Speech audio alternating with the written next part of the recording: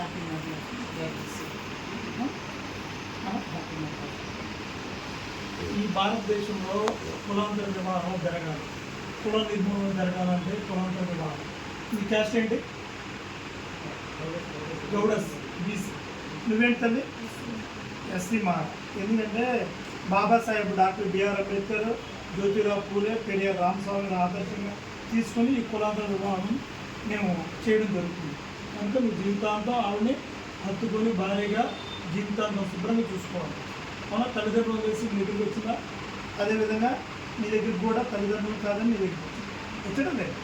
భార్య భర్త జీవితాంతం ఇది నీ ఊపిరి ఉన్నంత వరకు భార్య భర్తలు ఉంటారు, శుభ్రంగా చూసుకుంటాను. సరే నీ ఆశలు సరే భాగ్యం చేయాలి. ఓకేనా? God bless. సర్టిఫికేట్